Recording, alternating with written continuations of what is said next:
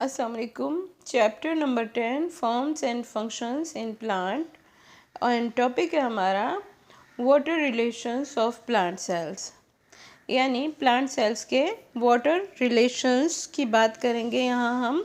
तो actually practical point of view से एक सेल को 3 हिस्सों में तकसीम किया जा सकता है, यानी 3 रीजन्स हो सकते हैं। नंबर 1 है सेल वॉल, नंबर 2 है साइटोप्लाज्म एंड नंबर 3 है वैक्यूल।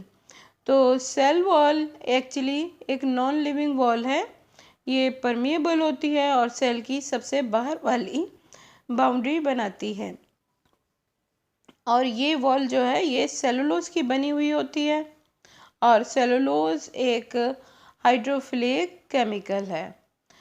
साइटोप्लाज्म और न्यूक्लियस दोनों मिलकर प्रोटोप्लाज्म बनाते हैं और ये प्रोटोप्लाज्म एक मेम्ब्रेन के ज़रिए ढका हुआ या घिरा हुआ होता है जिसे हम सेल मेम्ब्रेन कहते हैं, और ये मेम्ब्रेन एक्चुअली फॉस्फोलिपिड और प्रोटीन की बनी हुई होती है। नंबर 3 पार्ट जो है वो है एक्चुअली वैक्यूल, और हर प्लांट सेल के सेंटर में एक बड़ा वैक्यूल मौजूद होता है जिसकी बैरूनी झिल्ली यानी आउटर मेम्ब्रेन जो है वो टोनोप्लास्ट कहलाती है। ये सेंट्रल वैक्यूल सेल सेप से भरा हुआ होता है। सेल सेप एक्चुअली एक एक्वा सॉल्यूशन है, यानी कि पानी से पर मुश्तमिल सॉल्यूशन है जिसमें सॉल्ट, ऑर्गेनिक एसिड और शुगर वगैरह शामिल होते हैं। इन सॉल्यूट पार्टिकल्स की मौजूदगी सेल सेप के वाटर पोटेंशियल को कम करने का सबब बनती है, यानी सेल सेप के अंदर जितनी ज़्यादा मिकदार में सॉल्यूट पार्टिकल्स शामिल होंगे उतना ही कम एक्चुअली उसका वाटर पोटेंशियल होगा, क्योंकि हम जानते हैं कि सादा पानी या प्योर वाटर का वाटर पोटेंशियल दरअसल ज़ीरो होता है। तो जब जब इसमें सॉल्यूट ऐड होता है और इसका वाटर पोटेंशियल की वैल्यू कम से कम यानी नेगेटिव में होती चली जाती है। लिहाजा हर किस्म के सॉल्यूशन का वाटर पोटेंशियल हमेशा नेगेटिव में ही होता है, वाटर पोटेंशियल पॉजिटिव में नहीं होता। तो वाटर पोटेंशियल के साथ साथ हमें सॉल्यूट पोटेंशियल को भी समझने की ज़रूरत है।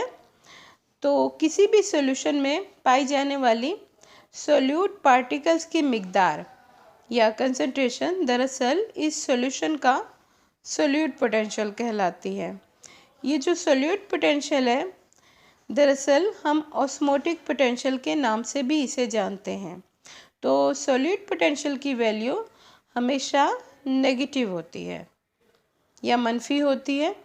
जब किसी सेल को सादा पानी या प्योर वाटर यानी ऐसे पानी के अंदर रखा जाता है जिसमें सॉल्यूट की मिकदार कम हो, यानी इसका वाटर पोटेंशियल ज़्यादा हो, तो वाटर पोटेंशियल ज़्यादा होने से मकसद है कि इसका वाटर पोटेंशियल कम मनफी हो या लेस नेगेटिव हो।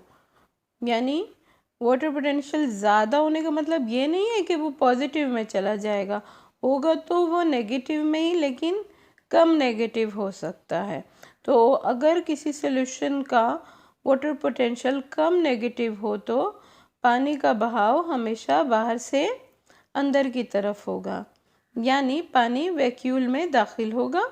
और जब पानी इस तरह वैक्यूल में दाखिल होता रहेगा तो जाहिर है वैक्यूल फूल जाएगा, और फूलने के बाद इसमें एक टेंशन या तनाव पैदा हो जाएगा, और ये तनाव दरअसल सेल वॉल पर एक प्रेशर डालेगा जिसे हम इंटरनल हाइड्रोस्टैटिक प्रेशर कहते हैं, और इसी को प्रेशर पोटेंशियल का नाम भी दिया जाता है। और ये प्रेशर पोटेंशियल ऑस्मोसिस की वजह से मुसलसल सेल के अंदर दाखिल होते हुए पानी के ख़िलाफ़ एक मज़ाहमत पैदा करता है। जब सेल वॉल मुकम्मल तौर पर खिंच जाती है या स्ट्रेच्ड हो जाती है और प्रेशर पोटेंशियल अपनी मैक्सिमम लिमिट पर पहुंच जाता है तो सेल के अंदर मज़ीद पानी दाखिल नहीं हो पाता है, और इस तरह के सेल को हम एक मुकम्मल तौर पर भरा हुआ या टर्जिड सेल कहते हैं। तो मदद झैल इक्वेशन के ज़रिए ये जो इक्वेशन आपको नज़र आ रही है इसके ज़रिए वाटर पोटेंशियल, सॉल्यूट पोटेंशियल और प्रेशर पोटेंशियल के दरमियान ताल्लुक़ को ज़ाहिर किया जा सकता है। एक टर्जिड सेल में प्रेशर पोटेंशियल हमेशा वाटर पोटेंशियल के बराबर और इसके मुखालिफ सिमत में होता है। जैसे कि इस इक्वेशन में आप देख सकते हैं कि वाटर पोटेंशियल बराबर होता है एक्चुअली सॉल्यूट पोटेंशियल और प्रेशर पोटेंशियल के मजमूए के, और इसी तरह टर्जिड सेल में जो वाटर पोटेंशियल है वो एक्चुअली प्रेशर पोटेंशियल के बराबर होता है लेकिन अपोजिट सिमत में।